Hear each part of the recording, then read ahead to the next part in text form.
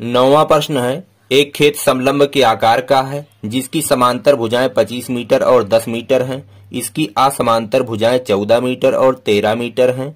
इस खेत का क्षेत्रफल ज्ञात कीजिए। एक समलंब के आकार का खेत है जिसकी समांतर भुजाएं ये और ये 10 मीटर और 25 मीटर हैं। असमांतर भुजाएं ये और ये 13 मीटर और 14 मीटर हैं। कह रहा है इसका क्षेत्रफल निकालिए। तो इसका क्षेत्रफल निकालने के लिए ये जो समांतर रेखाएं हैं इनके बीच की लंबवत दूरी ज्ञात होनी चाहिए, तो हम डायरेक्ट इसका क्षेत्रफल निकाल लेते, लेकिन इनके बीच की दूरी नहीं मालूम है तो यहाँ पे हमें रचना करना पड़ेगा। चलिए हम चाहे इस या इस भुजा के समांतर एक रेखा खींचेंगे। चलिए इसके समांतर हम यहां से एक रेखा खींचेंगे। अब यहाँ पे देखिए यह एक चतुर्भुज बना, यह एक समांतर चतुर्भुज है और ये एक त्रिभुज बना। इन दोनों का हम क्षेत्रफल निकाल करके जोड़ देंगे, बस इस पूरे खेत का क्षेत्रफल निकल जाएगा। अब देखिएगा ये 10 मीटर है तो इतनी दूरी कितनी होगी, ये भी 10 होगी, क्योंकि समांतर चतुर्भुज की सम्मुख भुजाएं बराबर होती हैं। यहां तक की दूरी ये भी होगी 10 मीटर और ये टोटल 25 थी। 25 में से 10 निकल गया तो इतना कितना होगा, ये दूरी जो होगी 25 में से 10 निकालेंगे तो आएगा 15। ये 15 मीटर है और ये कितना है, ये 14 मीटर है। इसी के समांतर हमने यहां एक रेखा खींची है। अब देखिएगा इस त्रिभुज का पहले क्षेत्रफल निकालेंगे तो त्रिभुज का क्षेत्रफल निकल जाएगा। तीनों भुजाएं मालूम है। त्रिभुज का क्षेत्रफल बराबर होगा root S, S minus A, S minus B, S minus C. सबसे पहले हम एस निकाल लेते हैं यहीं पे। S A plus B plus C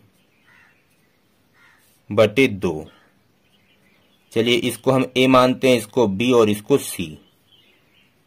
14 plus 15 plus 13 बटे 2।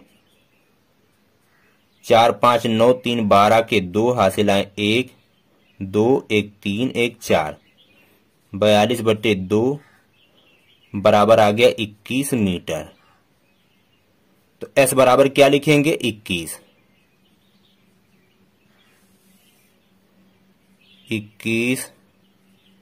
21 माइनस ए है 14, 21 माइनस बी है 15, 21 माइनस सी है 13।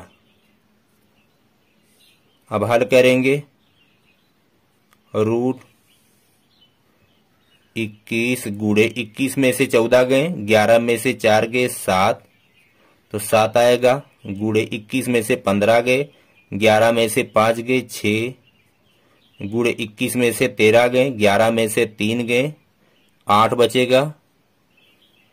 अब वर्गमूल लेंगे तो यहाँ पे गुणनखंड करेंगे, अभाज्य गुणनखंड।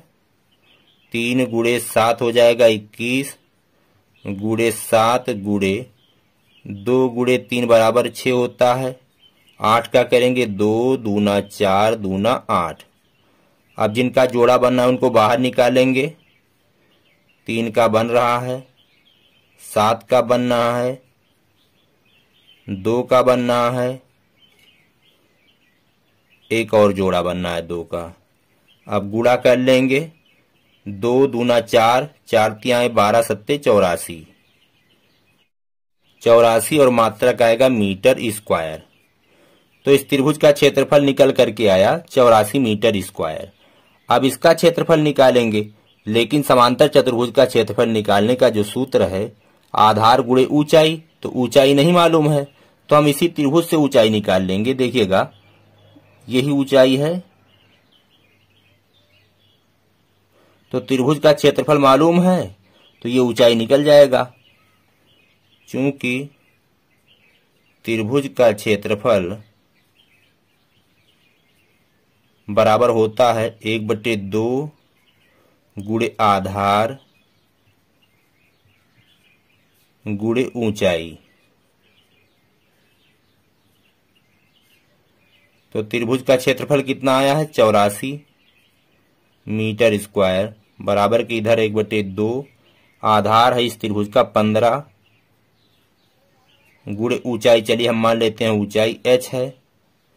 अब यहां देखिए इसको इधर लाएंगे तो 84 है, ये गुणा इधर आएगा भाग में बदल जाएगा, और ये भाग है इधर आएगा तो गुणा में बदल जाएगा, बराबर h। अब यहां काटिए 3 से कट जाएगा, 3 पंजे 15, 3 दूना 6 और 3 अट्ठे 24। तो h बराबर आएगा 28 गुणे 2, h बराबर 28 गुणे 2 भागे 5। 28 का गुणा 2 से करेंगे तो हो जाएगा 56 भागे 5। भाग कर लीजिए, 5 इक्कम 5 और यहाँ 5 इक्कम 5, दशमलव लगाएंगे, 5 दूना 10, इतना मीटर हो जाएगा। ये दूरी जो आई है ये 11.2 मीटर आई है। अब चलिए इस समांतर चतुर्भुज का क्षेत्रफल निकालते हैं। समांतर चतुर्भुज का क्षेत्रफल बराबर होता है आधार गुणे ऊंचाई, आधार गुणे ऊंचाई। तो समांतर चतुर्भुज का जो आधार है ये दूरी 10 मीटर है, गुणे ऊंचाई कितना है, यही ऊंचाई है। यहां से खींचेंगे तो ये भी दूरी इसके बराबर होगी। तो ऊंचाई कितनी है 11.2 मीटर, 11.2 मीटर। अब गुणा करेंगे तो हो जाएगा 112 मीटर स्क्वायर।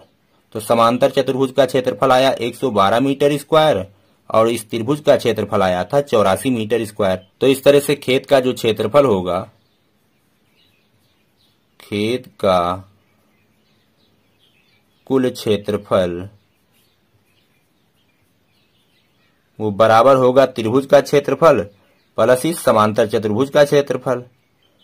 तो त्रिभुज का आया था 84 मीटर स्क्वायर, समांतर चतुर्भुज का क्षेत्रफल आया था 112 मीटर स्क्वायर। जोड़ेंगे 4 2 6, 1 और 8 9, 196 मीटर स्क्वायर।